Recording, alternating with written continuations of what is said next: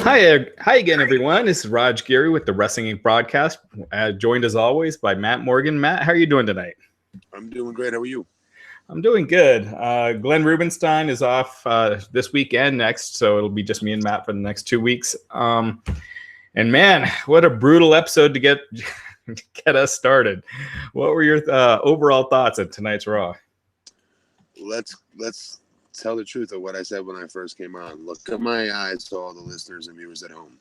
Look how dead tired I look right now. This show literally put me to sleep, where my wife had to elbow me to wake up and say, Matt, you got to do your show. Got to watch it. That's how brutal this show got for me. It started off okay. You know, we'll get into it. And I was pretty pleased with Baron Corbin's promo to start it off. But to me, it was all downhill since. Yeah, I kind of agree. And once that Nia Jax segment started, I was just tuned out. I was like, I don't even need anything for Cyber Monday, and I was starting to like look online for stuff. So it was that bad. But as you mentioned, tonight's Raw, a pretty good opening segment. You had acting Raw General Manager Baron Corbin, who was waiting with Drew McIntyre, Bobby Lashley, and Lio Rush. So I don't know if they've split Drew from Dolph Ziggler, but Dolph came out later in the show, and they weren't together or anything. You know what's pretty crazy? I didn't even pick up on that. I don't know how I didn't pick up on that, but I didn't. I just thought they looked really badass all in the same ring together. I don't like Bobby's jacket or sunglasses. My wife even called this out during the part of the match, which we'll get to. He was getting chopped or something like that, and he was overly selling, like in a cartoonish, heelish, chicken shit way. He was selling chops. And my wife goes, what are they doing? Why is he not badass Bobby Lashley? What are they doing? And I was like, "Puh." I was like, if you're noticing this, wow. Yeah, at least they didn't have him ass flexing tonight. So, right. So, yeah, they ran down the crowd. They talked about what they were thankful for. Then Drew said he was thankful for the savage beatdown they gave to Braun Strowman last week. And they went to a replay. Mostly them just talking smack. And finally, we had Corbin and Lashley mocking Strowman for needing surgery. And the lights went out.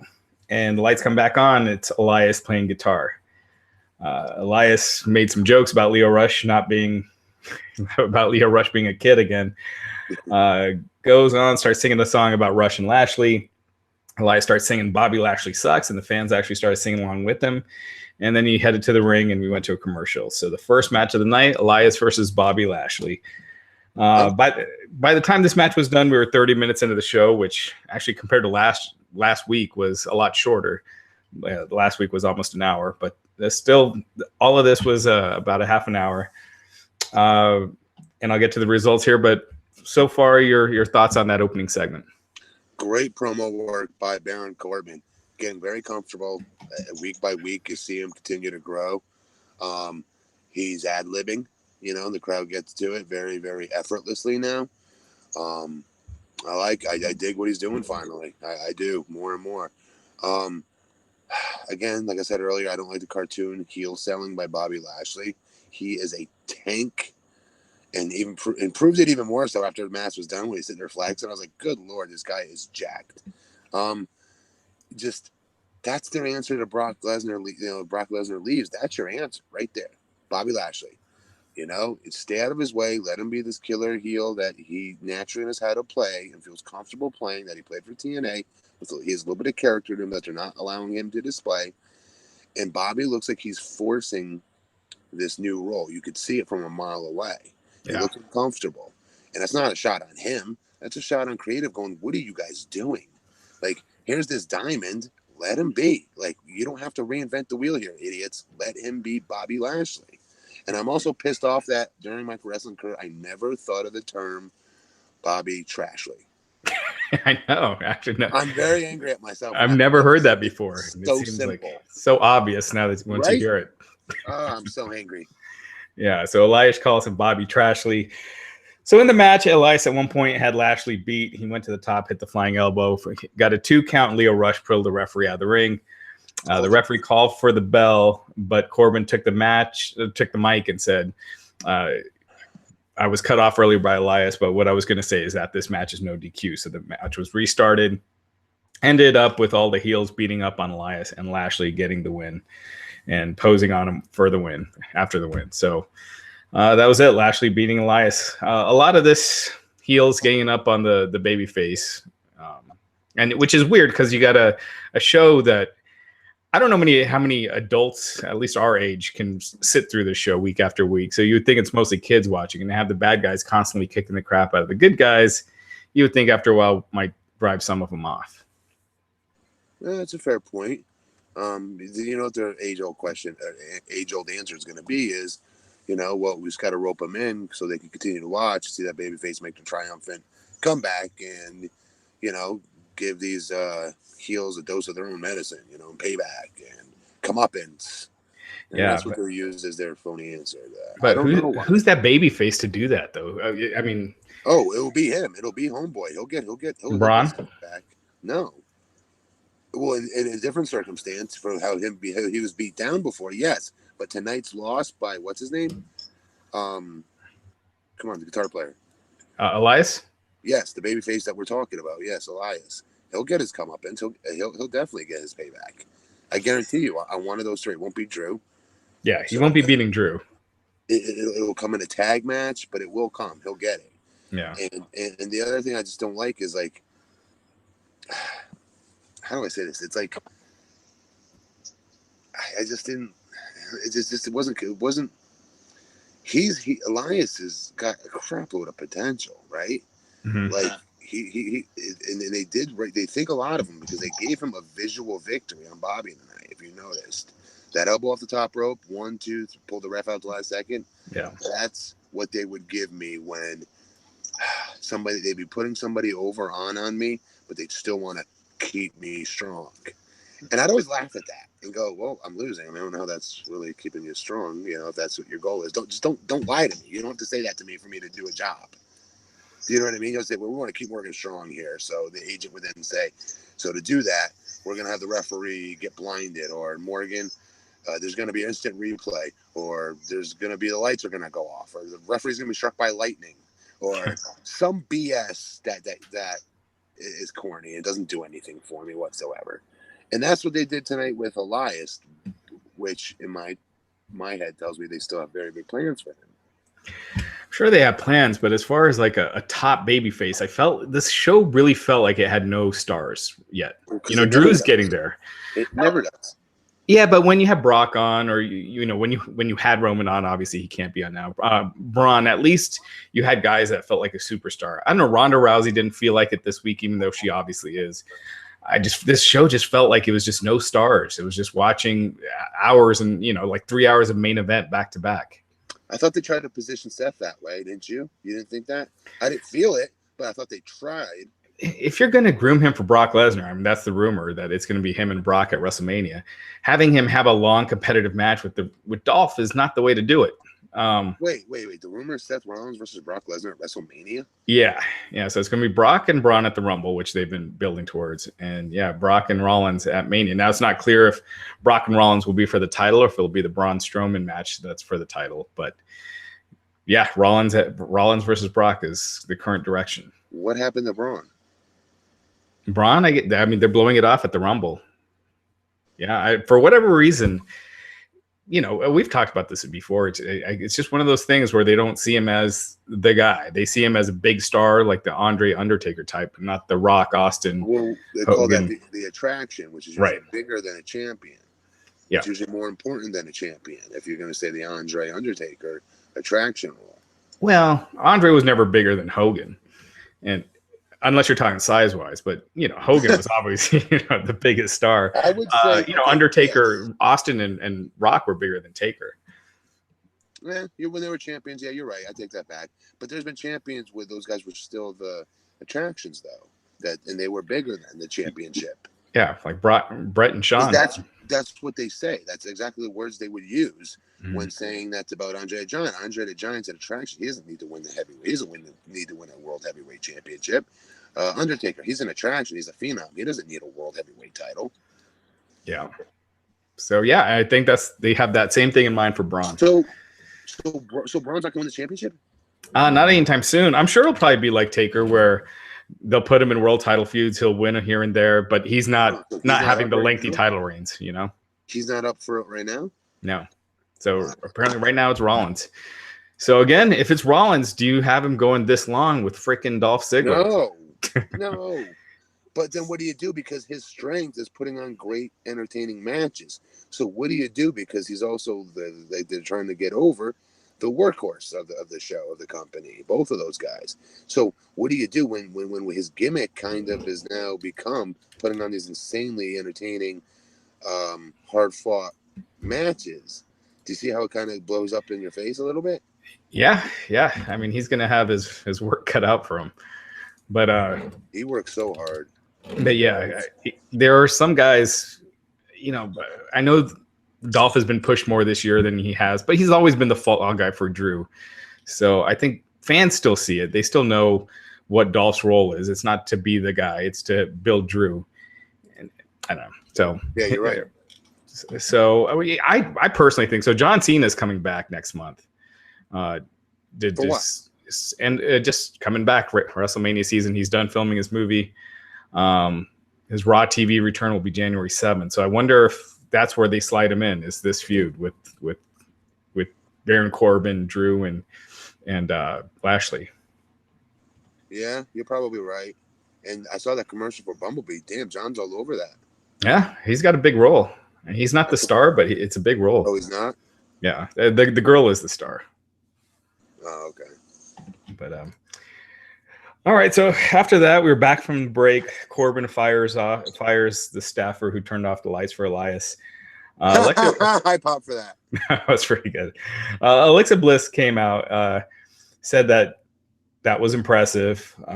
She complimented Corbin, and then Corbin, gave her props for being team captain at Survivor Series and asked her to oversee the entire women's division because he has so much on his plate. So I don't know if that means SmackDown as well, because he said the entire women's division. Seemed like he made it a point to say entire. So it finished with Corbin saying Bliss looks good and he looks good, and it's that simple, whatever that means. And they shook hands and walked off. So another heel authority figure. Well, I mean, how messed up is she? Is she? It must be pretty bad because, if she was getting ready to return soon, you wouldn't think she would be put in this kind of role. She does it really well, I thought, though, for what it's worth. Yeah. I mean, it's good that she has an on-camera role. It just seems like they have a lot. Yeah, like I'd rather her be a manager or something, where she could do some talking, but. That's fair, but we know what they think of managers, you know what I mean? Look what they're doing to friggin' Spud, Rockstar Spud. I mean, you know what they think of managers. Yeah. But I'm a huge fan of hers. I love her promo work especially. But what was the next segment? So after the Alexa Bliss thing? Yeah. So then we got a video package of the Dean Ambrose, Seth Rollins feud, and then we had that thing with Ambrose getting shot so he wouldn't catch a disease, and it finished with him getting a shot of rabies in his ass, and he grimaced while getting the shot. I think if you're doing a top heel and you're trying to make him like crazy lunatic, he's attacking out of nowhere, unpredictable, and then having him getting a shot in his ass and doing this comedy stuff, I just thought it looked very mid-card. It's here we go again with them getting in their own ways. I hate to keep saying that because I don't know anybody on this creative team at this point anymore. I don't, and I don't hate just to keep like burying them or saying negative things about them like that. I know there's a lot of them, and I don't mean it that way. I just mean it like I just want to ask them, how do you take somebody like that who's ultra creative, who would be very fun to write for, I would imagine, and just give them some premise and just give them the canvas. Don't even give him the paint. He'll find his own paint. He'll paint his own picture. Right. Just, like he's the one that you give that ball to. You don't put him in these stupid scenarios and make him do silly things. Bobby's the same way, but in different as far as his character goes in the ring. But with Dean Ambrose, you give him a mic and you get out of his way. You know what I mean? He has so many isms to him that you can't write for. You can't predict. This was silly as hell. I felt silly watching it. It felt, Yeah, it felt very mid card. These guys are way bigger stars than that. This feud has just been taking a nosedive, I think.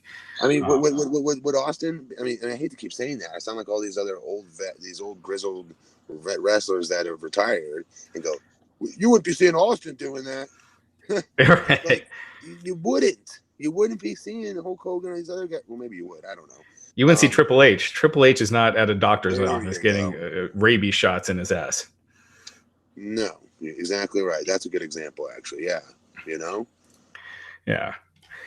So, man, I don't know what they're doing. I just feel like this feud should be so much hotter, and the fact that they use someone's real life, life-threatening disease for it. I'm glad you don't let that go. I really am. Oh man, it's jacked. It is. Oh man, so it got even worse after that. You had the Revival versus the Lucha House Party. This makes no sense. All three members of the Lucha House Party can be in the match. What kind of crap is that? It's so stupid. And you got a heel general manager. Why would he even allow that to begin with? Yeah. I didn't even think of that. I just thought there was something I'm not aware of. That this Lucha House Party crap where they're allowed to be 3 every single time. That's what I assumed. Right. Yeah. So that being said, I mean, the stuff they were doing, it was kind of neat. It was fun. There wasn't bad. It just makes no sense. What was fun? The flippy flop moves? Yeah, the flippy flop. That's fair. Hey. Yeah. But yeah, it meant nothing. The Revival lost. They were pretty much squashed here. I don't think they got any real offense. And yeah, it was Lince Dorado getting the flying off the top rope with the splash to Dawson for the pin to win the match. Who do you get it on? On Dawson. Okay. Hey, who's the Cruiserweight champion right now? Cruiserweight champion Buddy Murphy. Okay, thank you. Yeah. Oh man. Next we had this segment with Nia Jax as out with Tamina Snuka doing this championship lesson thing. She starts mocking Ronda Rousey and the beatdown that she got from Charlotte Flair. And then of course Rousey's music hits. Rousey gives Jax some credit for the Battle Royal win at Evolution. And then she basically says that she's ready to fight now and she's down to fight Nia tonight. Nia said no. And it looked like Nia and Tamina were going to jump Rousey, and then Natalya came out. She gets jumped at ringside by the Riot Squad. And Rousey goes to help Natalya as the Riot Squad retreat. Jax and Snuka look on from the ring as Rousey helps Natalya up. That was it.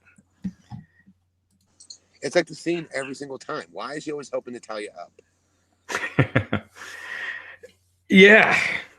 But well, anyways, getting back to that, she got lost in her promo. You saw that. She legitimately was like, wow, they're actually cheering for me this week.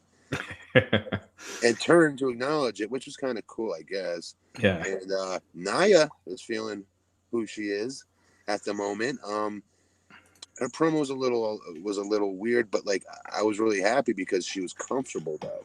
She was very comfortable on that microphone, more comfortable than I've seen her in a while, actually. And the heel persona fits her, even though she's a sweetheart. She plays a good heel. I think she's only going to get better, much better than that. And she is playing up the Becky injury pretty well, yes, as far as using it to get heat, and the fans are booing her legit. Yeah. So she's using it to her benefit. So regardless of what you think about it, it's working for her. I think that, my opinion of that situation at the Jazz is, shit happens, accidents happen. I've done it to somebody, people have done it to me. And you move on, you know what I mean? And everybody nowadays calls for people's heads when they injure someone that's their favorite and all this other bad stuff. Look, at the end of the day, Nia's money. And she's, you're just not growing a Nia Jax on a tree somewhere else in developmental at the moment. You know what I mean? She's special. She did mess up in the ring, but it happens to the best of them. Exactly. And, we got TLC coming up. Now is a good time to take a minute to thank our sponsor for the podcast, SeatGeek. We've been talking about SeatGeek forever. I got the SeatGeek app here on my phone. Whether you're looking for TLC tickets, NFL, concerts, SeatGeek is just the easiest way to buy tickets online. Matt, have you been able to try it? Not yet. No, I had although my mother and my wife did it for ironic, same as you, Bon Jovi tickets. Yeah. Well, getting tickets can be far too complicated. There's a ton of sites out there. Some of them are not reliable. You don't know who to trust, and that's why SeatGeek is the way to go. It puts millions of tickets into one place so you can easily find the seats you want for a price you're willing to pay. There's nothing quite like being there in person, and SeatGeek will get you closer to the action for a great value. I've been using it for over a year. I use it for everything now. And it's designed to make your ticket buying experience easier than ever. It searches multiple ticket sites and grades every ticket based on value. And it helps you immediately identify the best seats that fit your budget. Plus, every purchase is fully guaranteed, so you can shop for tickets on SeatGeek with confidence. Make SeatGeek your go-to ticket source for everything from sports and concerts to comedy and theater and WrestleMania. Royal Rumble got some big events coming up, so definitely check it out. I recently used SeatGeek to buy tickets to, as Matt Morgan pointed out, Bon Jovi, but also Guns N' Roses, Lady Gaga with my wife, and then Broncos tickets a few weeks ago. So definitely get it out, download it, and right now, my listeners, you guys can all get $10 off your first SeatGeek purchase. Just download the SeatGeek app and enter promo code INC today. And that's promo code INC, and you get $10 off your first SeatGeek purchase. So definitely check that out. Pretty cool. Yeah. So now we take a look back at how Drake Maverick peed his pants, and Bobby. Is that what you're giggling? Hang on. Is that what you're giggling about? I'm giggling that I have to cover this. Oh, sorry. That I'm a 43-year-old man talking about a segment where someone pissed themselves. And but Bobby Roode and Chad Gable mocked it. You know, they showed him mocking them last week. And so this week we got the title match. Chad Gable and Bobby Roode versus the Authors of Pain. The story here was Bobby Roode. Drake Maverick stole Bobby Roode's robe, took it backstage. Bobby Roode's distracted. Made him look like a total goof. The end of the match for about 10 minutes. Towards the end of the match, Drake appears on the big screen, and he's got Roode's robe in the bathroom. He puts it in the toilet and pisses himself on. Pisses not himself, but pees on the robe. Pisses all over the robe that's in the toilet. Bobby Roode sitting there staring at it like a dumbass for about 10 minutes on the Titantron, going, "Oh my God, what's he doing? No, please don't." Turns around, eats a finisher from Authors of Pain. 1, 2, 3. The match is over. Yeah, they bumped him into Gable, who gets knocked off the apron. So make him look even goofier, and then hit him with the double team finisher for the win. So that was it. This was so annoying on so many levels of annoying. Okay, first of all, in case you didn't feel uncomfortable and silly and stupid and like a third grader at last week's humor with pee jokes, we're going to replay them all again in slow motion, maybe even, for everybody to watch again. It was brutal. And so we revisit all that crap again, and then think about it. Let's really think about this for a second. When they're putting their ideas down on paper, they're literally starting off with, okay, where are we going with this? And then the common denominator for all of their ties to this story between these two tag teams is urine, is pee. Yeah. What the hell? And Bobby looks like a dumbass because I'm not exaggerating, folks. If you didn't watch the show, Bobby Roode stood in that ring, I swear to you, like a full minute, it felt like, staring at the Titantron, watching Drake Maverick piss all over his robe in the toilet. Like a dummy. It was brutal. This whole thing, the whole treatment of Bobby Roode. I mean, it's been a long year since he was called up from NXT. A year and some change. Happy. Here's the thing. I'm happy for him because he's making money, right? Money that he's never made before. So that's great. But the bigger picture, I feel horrible for him because I'm sorry, he could smoke 99% of those heels on that roster, and they got some talented heels on that show that are both being featured and those that are not at the moment. And I still put Bobby ahead of 99% of them as a working heel that this company is just destroying. Yeah. It's like just pissing away money. It really is. It literally is. It really is. Yeah, literally. It's going, Bobby Roode, wow, he's money. He's awesome. You know what? Nah, we're good. Yeah. We got plenty of money. Let's have someone pee on his robe this week. All right.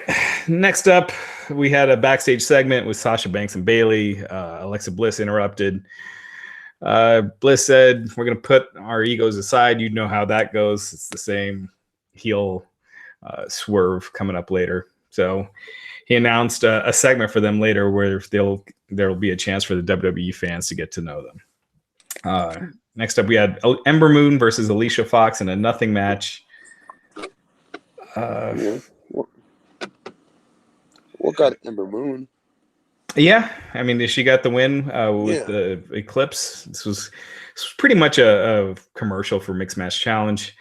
Outcome, Jinder Mahal and the Singh brothers, her partner is Jinder Mahal in the Mixed Match Challenge. They came out.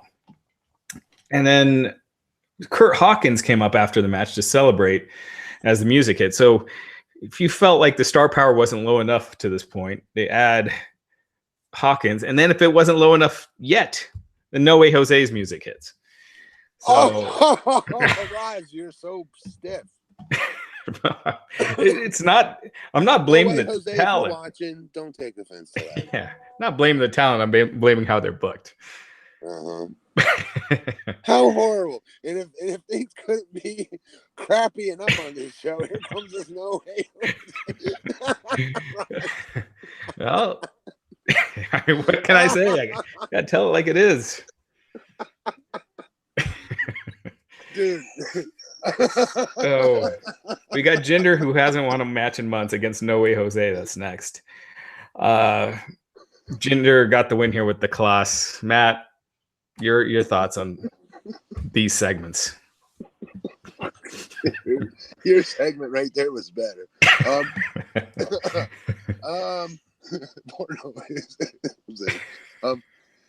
Dude, I don't know what to say to this. Jinder, you know what I think of him? I don't know. You know what's cool about Jinder, though? I will say this, is that no matter what crap they give him, no matter how silly it is, he took what they gave him with 3MB and still was able to turn that bitch around and come back and be in the main event and be a world champion. So no matter how silly they make him, they can still always pull him out of that, in my opinion. Yeah, they're very hot and cold with him. It's like either he's like an enhancement talent or he's feuding with Roman Reigns. But there is no question they like him. There's no question they see talent in him, because this is the truth now. I know this. A lot of wrestlers think this is just like a rationalization when they're being misbooked and the company doesn't want to admit it. And so they'll say things like, look, any kind of TV time you get is great. That means like they think highly of you because you're on their TV show. And there is truth to that, actually. I used to think it as a rationalization when I was wrestling, but now that I look at it from a different perspective, it really is. Because they could put anybody in that spot. They could put whoever they want, but they're putting him in there to keep him consistently on television, whether it's good or bad. I think being on TV generally is good, consistently. And again, they could plunk him out of there whenever they need a hot heel, but a heavy heel that gets boos and does their job. And put him up against anybody, really. Yeah, I mean, to your point about TV time, I'm sure Jinder way prefers where he's at than Zack Ryder and Mojo Rawley, and those guys are never even on TV. So, which let me sidebar real quick. What's up with Zack Ryder? Why not? Why is he not on TV? He's been working main event.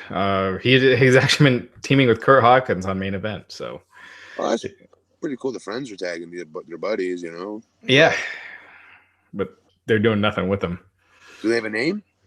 No, and they're still keeping the losing streak going. So they're a team, but they keep losing. So gotcha. Yeah. So we had that. After that, we came back. Seth Rollins has his open challenge. He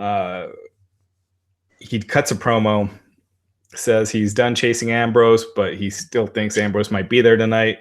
Called Ambrose a liar and a coward. And he doesn't care because now it's time to burn it down. The open challenge is now live. And he waits, and out comes Dolph Ziggler. Wait, we've never seen this before. I know. Someone in the chat, let us know how many times they've wrestled on Raw so far this year. You can include tag matches. But Ziggler mocked Rollins, said he wants to forget all the Ambrose drama. And he said that Rollins could do what he does best, and that's lose to Ziggler. And he basically gets in the ring, and that is the match starts. So you have a long match, technically good, but it's hard to care after they've wrestled so many times. And Rollins wins with the Falcon Arrow.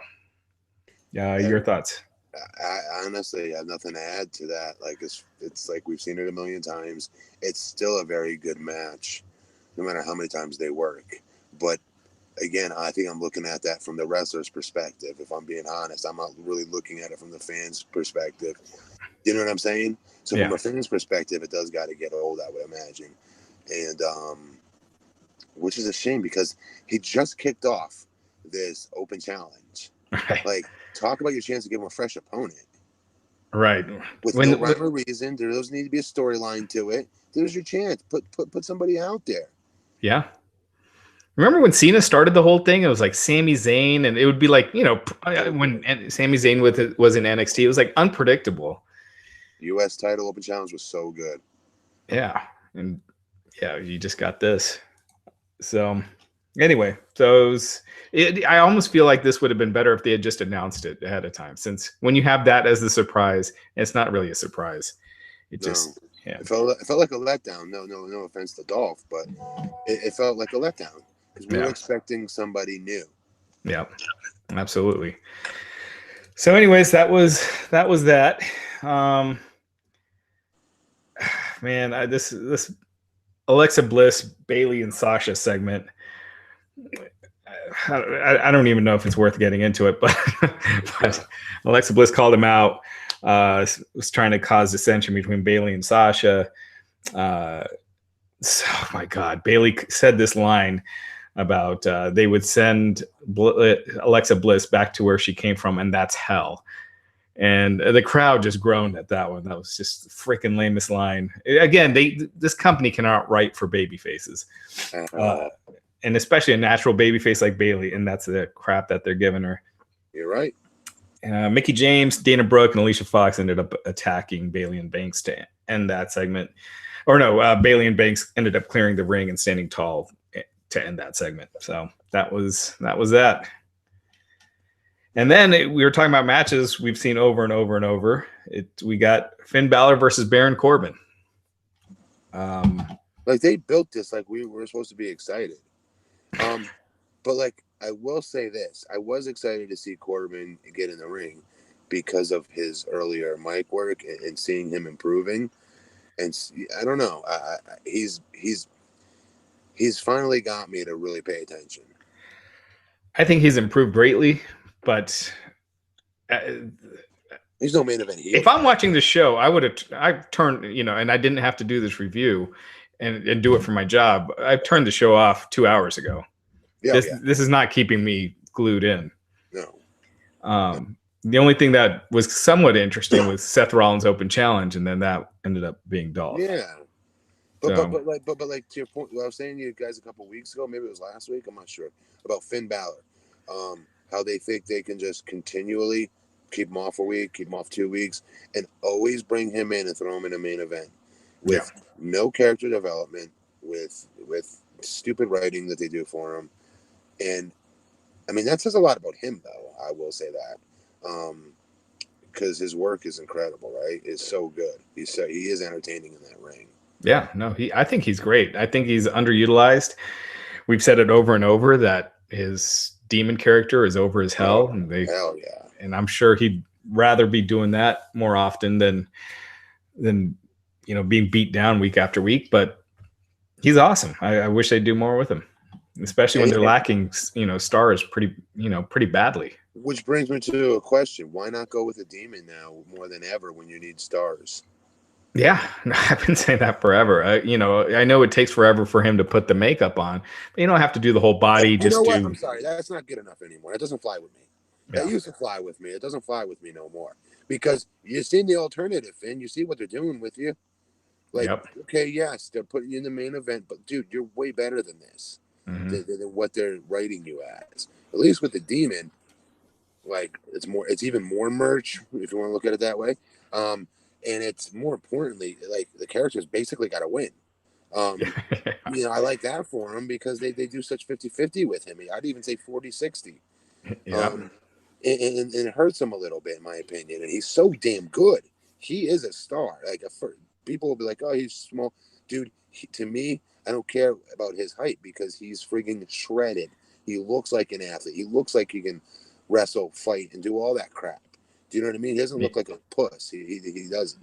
No, he looks. Yeah, no, he's got it all. Yeah, obviously WWE, they pay a lot of attention to height, so for WWE style, that works against him. But if he had that demon gimmick, I mean, what was the last time Finn looked like a badass getting a strong win? That was SummerSlam when he was the demon against Baron Corbin. Yes. I mean, that should be telling. So anyways, during this match, Balor almost had it won. He went up for a coup de grace.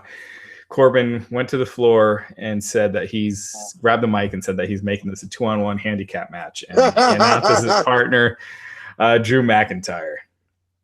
Man, where was Stephanie McMahon?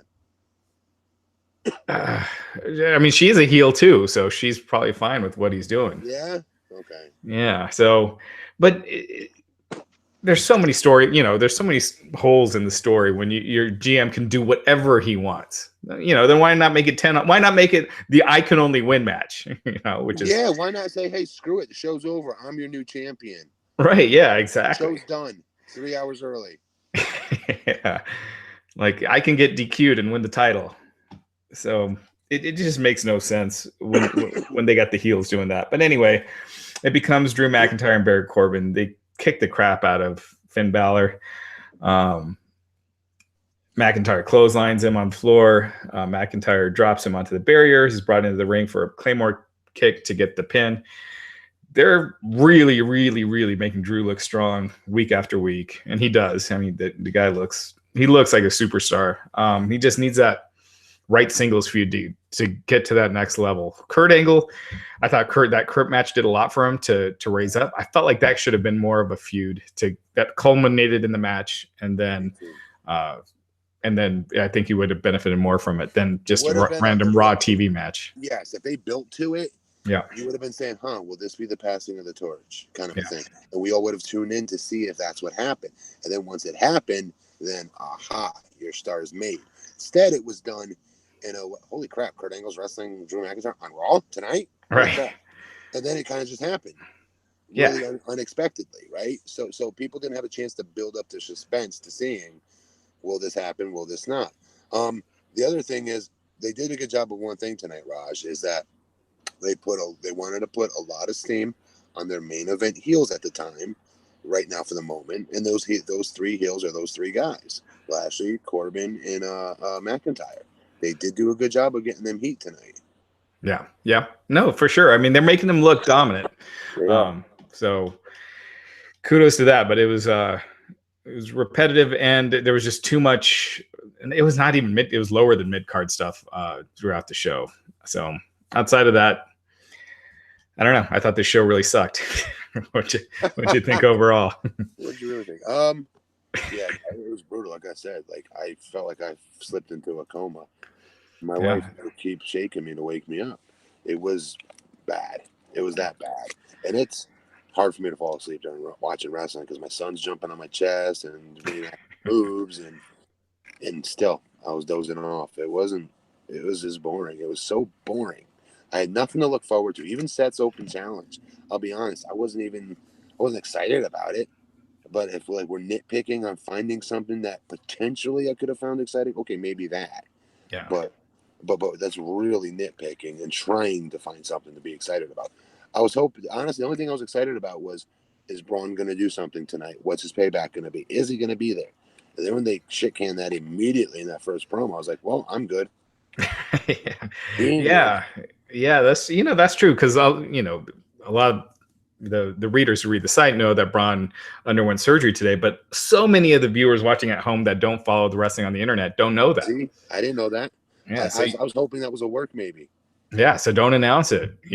Don't say that he had surgery, but he legitimately had elbow surgery. But the plan is for him to be back by No Way Out. Night of Champions or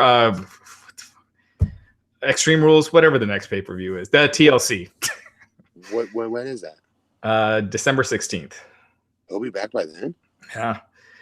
So apparently there are some bone spurs in his elbow. And okay, that's easy. Yeah. So he'll definitely be back by the Rumble. They're hopeful that he's back by TLC. And then football playoffs are going to be starting here soon. At the end of next month. Monday Night Football is done, so you're going to see them start loading stuff up again. I think John Cena is going to be coming back. He's back during the holidays for live events for SmackDown and Raw. Appears on the January 7th Raw, and in 2019, right now, all the live events that he's scheduled for are Raw. So, pretty fair bet that that's the brand he'll be on, and his WrestleMania feud will be with someone from Raw. Let's see, we got anything else? And that's kind of about it. Kind of a Bray Wyatt returned at Starrcade. They had their Starrcade live event this past Saturday night. Bray Wyatt returned as babyface, filling in for Braun, and beat Baron Corbin. So that's someone they could have had, take the open challenge and win, or because you don't want him to come back and take a loss. What do you do different? Was his character different? No, but he just worked as a babyface. But no, his character, he was still doing the same thing. So I know you said you'd like to see a change with him, so I'm wondering if there would be. Yeah, more in his promos, just less of the. Yeah, the jargon. But so yeah, Bray Wyatt was back. Tito Ortiz, Chuck Liddell. Did you have a chance to watch that? Yes, I caught the highlights of Tito effing him up. He effed him up good. Chuck looked like he could not move. He shouldn't have been in that fight, man. I didn't like it. I didn't like watching him move around like that. Yeah, he looked bad. Which is weird because physically he looked probably the best he's ever looked. Because he was never really jacked, but he looked more jacked than he's probably been his whole career. But outside of that, he just mobility-wise just couldn't move around. Yeah, he looked like I don't know. He didn't look like he was in sync. He didn't look like he was. I know you say he looked in good shape. I don't think he wind-wise. Oh no, not yeah. It just felt like he wasn't though. It kind of felt like I don't know how to explain it. He didn't look like he was ready for this fight. Yeah, I just meant muscularity-wise. Like he looked good, but definitely not in any other way. Not in cardio, movement. It was like as a picture, he looked fine, but outside of that, it looked bad. Tito Ortiz looked good, but it's hard to tell It's hard to tell, yeah. Yeah. Now let me ask you this: I obviously wouldn't want to see Chuck Liddell fight. Would you? No. What if it was CM Punk? What do you mean? Would you pay to see that fight? They booked Chuck Liddell versus CM Punk. They did? No, if they did. Oh. Because I'd never want to see Chuck fight again. But if they booked Chuck Liddell versus CM Punk, that's I'd watch that. I'd probably watch that. Yeah. Anyway, that's all I got for tonight. Matt, do you have anything you'd like to plug? Yes, folks, come join me tonight on Up Live. It's a free app on your app store. It's Up Live, UPLIVE. It's free. And once you go on it, search the Blueprint Matt Morgan, and I'll be doing a live Q&A from 12:15 to 1:15 a.m. right after this podcast. So, any other questions, especially you guys in the chat room, I appreciate you all coming over to that. And being a part of my broadcast. It's very, very cool, y'all. You guys are the best fans there are. We continue to appreciate all your support every single week. I get your tweets. I get your emails. Even some guy called me today, as crazy as that is and as nuts as I found that. Nonetheless, I swear to God, somebody called me today and somebody's a fan of our podcast. I was like, well, that's kind of crazy to get my number. But nonetheless, I shot the shit with him. I did. He's a good guy. Nice. And we got some really good fans out there. And I just wanted to, again, thank you guys for following us here. And then thank you for following me over to Up Live right after this. So, yeah, everyone check that out right after this. Matt Morgan on Up Live. Download that on your smartphone. And we will catch you on Wednesday here on the Wrestling Inc. podcast.